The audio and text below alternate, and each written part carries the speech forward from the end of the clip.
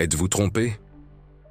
Le verset qui révèle la vérité que personne ne veut entendre, imaginez un monde où les mensonges sont si bien construits qu'ils deviennent indissociables de la vérité.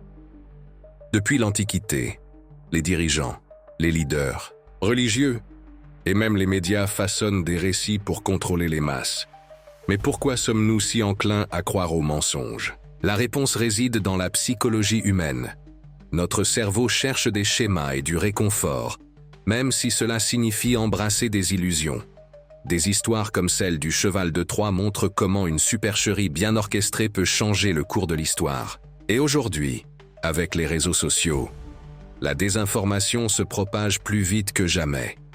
Mais si je vous disais que vous êtes peut-être en train d'être trompé en ce moment même, sans même vous en rendre compte, que se passerait-il si une vérité unique, cachée en pleine lumière depuis des siècles, venait à être révélée?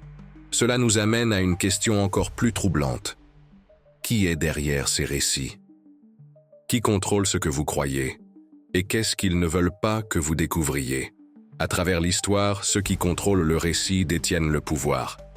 Des pharaons d'Égypte, qui se proclamaient dieux au régime totalitaire du XXe siècle, la manipulation de la vérité a toujours été une arme redoutable. Mais aujourd'hui, ce contrôle est plus subtil. Les algorithmes décident de ce que vous voyez sur les réseaux sociaux, et les informations sont soigneusement sélectionnées pour vous garder captivé ou distrait. Et au milieu de tout cela, il existe une vérité que peu osent remettre en question. La religion. Pendant des siècles, les textes sacrés ont été utilisés pour justifier des guerres, l'oppression et même des génocides. Mais et s'il existait un verset, caché en évidence, qui révèle une vérité si troublante qu'elle pourrait ébranler les fondements même de la foi? Ce verset n'est pas seulement une critique des religieux de l'époque, mais un avertissement pour chacun de nous. Que révèle-t-il sur l'hypocrisie qui pourrait être cachée en vous-même? Avant de continuer, assurez-vous d'être abonné à la chaîne, car dans les prochaines vidéos, nous explorerons encore plus de mystères que vous ne voudrez pas manquer. Dans Matthieu 7, 21-23, Jésus fait une déclaration choquante. « Ceux ne sont pas tous ceux qui me disent « Seigneur, Seigneur », qui entreront dans le royaume des cieux, mais seulement celui qui fait la volonté de mon Père. » Ces paroles s'adressaient à des personnes religieuses qui prophétisaient, chassaient les démons et faisaient des miracles au nom de Dieu. Pourtant, Jésus les rejette en disant « Je ne vous ai jamais connus. Éloignez-vous de moi, vous, qui commettez l'iniquité. » Pourquoi une déclaration aussi dure? Que leur manquait-il alors qu'ils semblaient si dévoués? La réponse se trouve peut-être dans une vérité que personne ne veut entendre.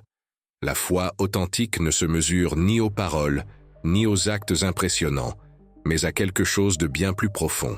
Mais qu'a voulu dire Jésus par « faire la volonté du Père » ? Comment savoir si nous sommes véritablement sur le bon chemin ou si nous nous trompons nous-mêmes? L'histoire est remplie d'exemples d'hypocrisie religieuse. Des leaders qui prêchent l'humilité mais vivent dans le luxe, des croyants qui condamnent les péchés des autres tout en cachant les leurs. À l'époque de Jésus, les pharisiens excellaient dans cet art. Ils respectaient rigoureusement les lois religieuses, mais leur cœur était loin de Dieu. Et aujourd'hui, combien d'entre nous vivons une foi de façade, où l'important est ce que les autres voient, et non ce que nous sommes réellement? Le verset de Matthieu 7 expose cette réalité de manière brutale.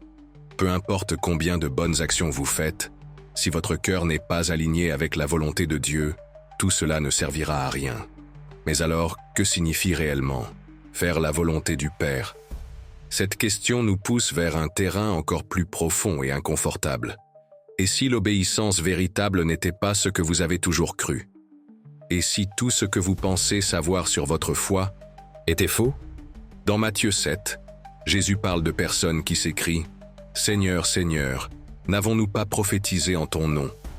N'avons-nous pas chassé des démons en ton nom et accompli de nombreux miracles ?» Ces paroles révèlent l'un des plus grands pièges de la spiritualité, l'autosuffisance. Ces personnes comptaient sur leurs propres œuvres pour se justifier, croyant que leurs actions impressionnantes suffisaient à leur assurer le salut. Mais Jésus les rejette. Pourquoi? Aviez-vous déjà entendu parler de cela?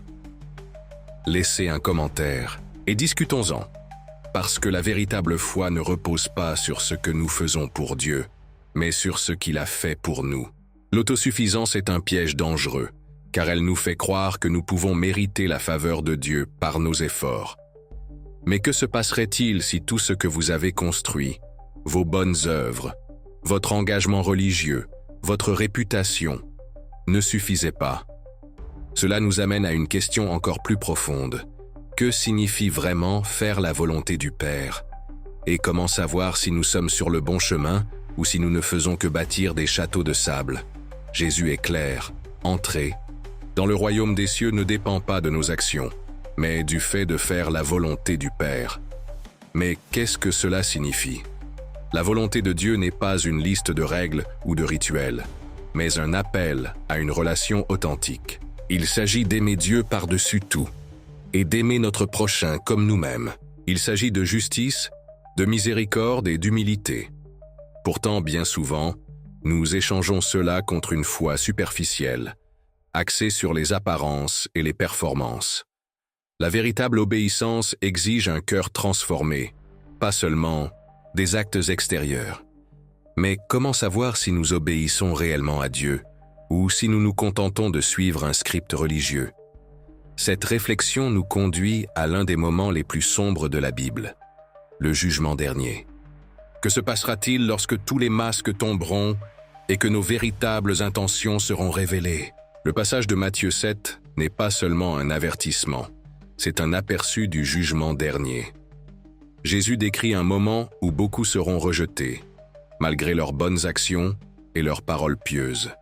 Ce jour-là, tout sera dévoilé, et l'état réel de notre cœur sera exposé. Imaginez le choc de ceux qui ont passé leur vie à se croire justes, seulement pour entendre « Je ne vous ai jamais connu, éloignez-vous de moi ». Cela nous oblige à nous poser cette question essentielle. Qu'est-ce qui compte vraiment à la fin?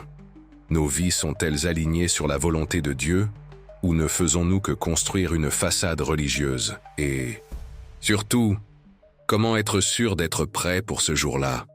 Mais qui sont ceux qui seront rejetés? Et comment éviter de tomber dans le même piège? Jésus ne parlait pas de personnes mauvaises ou immorales, mais de religieux. Ceux qui semblaient pieux et dévoués. Ils prophétisaient, chassaient des démons et faisaient des miracles. Mais quelque chose n'allait pas. La question est, qu'est-ce qui faisait d'eux des imposteurs? La réponse se trouve dans leur motivation. Ils ne recherchaient pas Dieu, mais eux-mêmes. Leurs œuvres étaient pour leur propre gloire et non pour la gloire de Dieu. Et aujourd'hui, combien d'entre nous font la même chose? Combien servent Dieu par intérêt, par peur ou pour être reconnus, et non par amour sincère? Le piège le plus dangereux est celui que nous ne voyons pas. Et si vous faisiez partie de ceux qui seront rejetés, sans même le savoir, cela nous conduit à une question encore plus profonde. Comment être sûr que notre foi est authentique? Et qu'est-ce qui distingue les véritables disciples du Christ de ceux qui ne font que se tromper eux-mêmes? Continuons. Mais avant tout, j'ai remarqué que tu n'as pas encore mis de like. Si tu apprécies le contenu, n'oublie pas de cliquer sur le pouce bleu. Face à tout ce qui a été révélé, la question la plus cruciale se pose. Comment savoir si ta foi est authentique? La véritable foi ne se base pas sur des rituels, des œuvres ou des apparences, mais sur une relation authentique avec Dieu. Il s'agit de remettre le contrôle, de reconnaître notre dépendance à lui et de chercher sa volonté avant tout. Mais comment distinguer cela d'une foi superficielle? La réponse pourrait résider dans l'examen de nos motivations. Pourquoi sers-tu Dieu? Par peur de l'enfer, pour être reconnu ou par gratitude et amour? La vraie foi transforme le cœur, et ses œuvres sont le reflet naturel de cette relation, et non une tentative de mériter des récompenses. Mais que se passerait-il si, en examinant ton cœur, tu découvrais que tu es bien plus loin que ce que tu pensais? Cette réflexion nous mène à un piège encore plus grand, le collectif. Comment la société et la culture qui nous entourent peuvent-elles nous éloigner de la vérité sans que nous nous en rendions compte?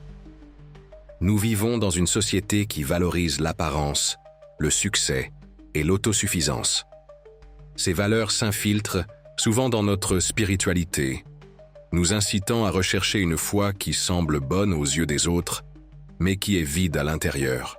La culture nous dit que l'essentiel est d'être une bonne personne, mais Jésus nous avertit que cela n'est pas suffisant. La société normalise également des comportements qui vont à l'encontre de la volonté de Dieu, comme l'égoïsme, la cupidité et l'indifférence envers les autres. Et pire encore, nous justifions souvent ces comportements avec des arguments religieux. Mais et si nous suivions simplement la foule au lieu de suivre le Christ? Face à ce constat, la question est: comment pouvons-nous nous libérer de ces tromperies et découvrir la vérité qui compte vraiment? La libération commence par la reconnaissance que nous pourrions nous tromper. Nous devons remettre en question nos croyances, examiner nos motivations et chercher la vérité dans les Écritures, pas seulement dans des interprétations qui nous arrangent. La véritable transformation vient d'une rencontre authentique avec Dieu, où nous lui permettons de révéler ce qui se cache dans nos cœurs. Cela nécessite de l'humilité, du courage et la volonté de changer. Mais comment faire cela dans un monde rempli de distractions et de désinformation? La réponse pourrait se trouver dans des pratiques simples mais profondes. La prière sincère, l'étude de la Bible avec un cœur ouvert et la communion avec d'autres qui recherchent la vérité. Mais, et si, en cherchant la vérité, tu découvrais que tout ce en quoi tu croyais était erroné? Ce voyage nous mène à la question finale. Es-tu prêt à affronter la vérité, quel qu'en soit le prix? Nous arrivons à la fin de ce voyage, mais ce n'est que le début d'une quête bien plus grande. Le verset de Matthieu 7 nous confronte à une vérité perturbante. Tous ceux qui semblent dévoués n'entreront pas dans le royaume des cieux. Ce message n'est pas destiné à nous condamner, mais à nous libérer. Nous libérer de l'hypocrisie, de l'autosuffisance et des tromperies qui nous éloignent de Dieu. Mais la question finale est: es-tu prêt à affronter cette vérité? Es-tu prêt à examiner ton cœur, à remettre en question tes croyances et à chercher une relation authentique avec Dieu? Même si cela signifie abandonner tout ce que tu pensais savoir, la vérité peut être inconfortable, mais elle est le seul chemin vers la liberté. Alors, que vas-tu faire de cette révélation? Partage cette vidéo avec quelqu'un qui a besoin d'entendre ce message. Et souviens-toi, la vérité peut faire mal, mais c'est le seul chemin vers la liberté. Merci d'avoir regardé jusqu'à la fin. N'oublie pas de t'abonner pour continuer à recevoir plus de contenu incroyable comme celui-ci. À la prochaine vidéo.